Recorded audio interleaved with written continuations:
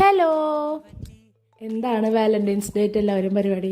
ഞാനിന്നേ വെറുതെ ഇങ്ങനെ ഇപ്പോൾ നാരങ്ങ വെള്ളം കുടിക്കാമെന്നൊക്കെ വിചാരിച്ച് അങ്ങനെ ഇരിക്കുമ്പോൾ എനിക്ക് റെഡ് കളറിലൊരു നാരങ്ങ വെള്ളം കുടിക്കാൻ ഒരു തോന്നൽ. അപ്പം ഞാനൊരു നാളൊരു വീഡിയോ കണ്ടിട്ടുണ്ടായി കുറച്ച് നാൾ മുമ്പ്, ചെമ്പരത്തി വെച്ചിട്ട് ലൈം ഉണ്ടാക്കുന്ന ഒരു വീഡിയോ ഉണ്ട്. പിന്നെ വാലന്റൈൻസ് ഡേ കൂടെ അല്ലേ, വാലന്റൈൻസ് ഡേ എന്ന് പറഞ്ഞാൽ തന്നെ ഒരു റെഡ് മയം ആണല്ലോ.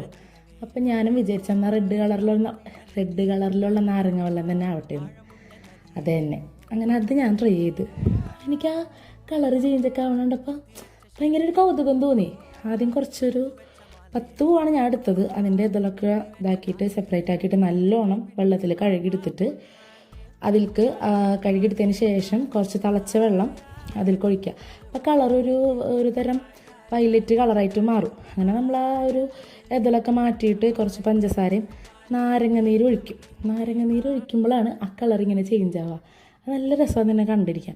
എന്നിട്ട് കുറച്ച് കസേഴ്സും കുറച്ച് ഐസ് ക്യൂബൊക്കെ ഇട്ടിട്ട് സെർവ് ചെയ്താൽ നല്ല കിഡിലൻ ചെമ്പരത്തി നാരങ്ങ വെള്ളം റെഡിയാവും. നല്ല ടേസ്റ്റാണ്. എല്ലാവരും ഒന്ന് ട്രൈ ചെയ്ത് നോക്ക് കേട്ടോ.